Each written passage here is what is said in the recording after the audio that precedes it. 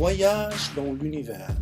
L'univers à la lumière des théories de création, hasard et chance, évolution, Big Bang, multiverse, le monothéisme et le polythéisme au plateau de la discussion. Vous trouverez des liens vers la version anglaise et également la version arabe. On continue notre voyage dans l'univers avec l'épisode numéro 5, Accident dans un système organisé. Alors, voyons comment les électrons se déplacent autour de l'atome. Si on prend un atome tel que celui-là, il y a un nuage, un espace, une couronne dans laquelle l'électron se déplace. L'électron peut se trouver dans deux endroits en même temps, avec des probabilités différentes. Donc il peut se trouver ici et ici, probabilités différentes. Il peut avoir trois endroits avec des probabilités différentes. Il peut avoir aussi deux ou bien trois vitesses en même temps, mais avec des probabilités différentes. Il peut être à la fois voyageant à la vitesse de 3000 km par seconde et 2000 km par seconde. C'est possible. L'électron fait des mutations, des choses imprévisibles, si vous voulez, des choses non organisées. Être ici et là, et on ne sait pas où, comme la sélection naturelle dans l'évolution, qui sont des mutations qui sont aléatoires. Mais l'électron n'est pas aléatoire partout, il n'est pas dans l'absolu aléatoire, il est aléatoire, mais quand même dans un nuage d'électrons, un nuage réservé pour cet électron-là, un emplacement. Il y a un système organisé. Atome, il y en a un endroit bien déterminé, assez large pour bouger facilement et aisément, d'une façon aléatoire, mais sans sortir de ce système organisé. Si l'électron fait comme ça, pourquoi pas la sélection naturelle dans les espèces? Aléatoire, mais dans un système organisé. Rappelons que les espèces sont au bout de la ligne des atomes et des électrons. Donc, l'atome, c'est la chose essentielle, c'est la chose élémentaire qui frappe et même les planètes. La physique quantique est l'approche la plus rigoureuse.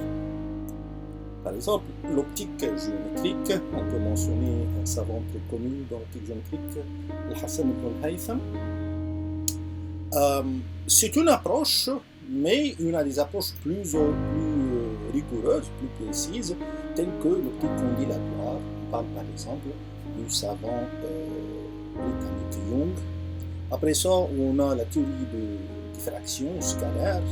On parle du français Fresnel, avant lui Huygens et avant lui Grimaldi. Plus rigoureux que ça, on trouve l'électromagnétisme, qui est la personne la plus connue, c'est Maxwell, bien entendu, avec Faraday, Ampère, Gauss et autres. Et l'approche la plus précise, la plus rigoureuse, c'est la mécanique quantique. Elle est la plus précise, la plus rigoureuse.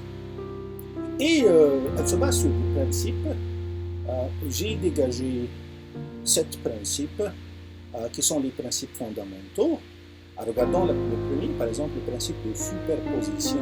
Ça veut dire avoir deux états différents en même temps. Deux emplacements pour le même électron en même temps, mais avec des probabilités différentes. On a vu ça. Le principe numéro 7, c'est le principe d'incertitude. On est incertain.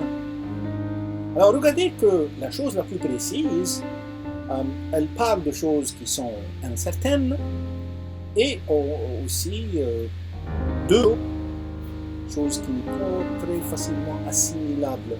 Le principe numéro 7, il dit qu'on n'est jamais sûr de tout. Si on est certain d'une chose, on n'est pas certain de l'autre. Par exemple, je donne un exemple. J'ai garé ma voiture dans tel emplacement, dans le parking de telle administration, de l'université, de telle grande surface.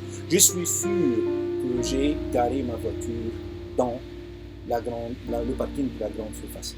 Mais je ne sais pas où exactement. Donc on est certain de choses. J'ai garé la voiture, mais pas exactement.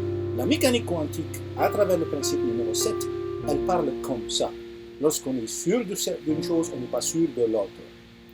Donc, l'incertitude existe dans la nature et dans l'approche la plus rigoureuse. La mécanique quantique, elle parle du système organisé. C'est une science.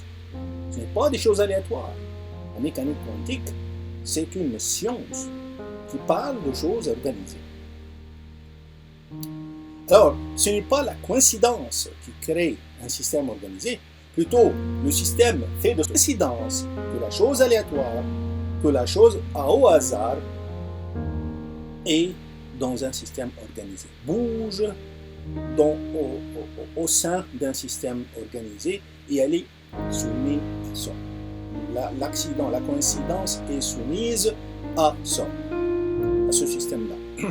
Les mouvements humains, tels que marcher, tels que manger, cligner avec les yeux, etc., gratter, tourner le cou, etc. Ce sont des actes aléatoires qu'on fait chaque jour, quand même, dans un système organisé, qui est le corps humain.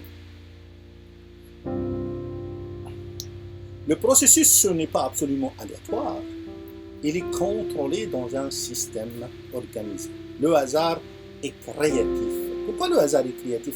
Parce qu'il est dans un système organisé. Qui l'a organisé? L'évolution par l'outil qui est la sélection naturelle, elle se base sur des mutations, c'est des choses aléatoires, des choses qui se font à l'aveugle, mais dans un système organisé. Un système qui est fait de sorte que le plus adapté, c'est celui qui survit. La prochaine fois, on va voir les accidents.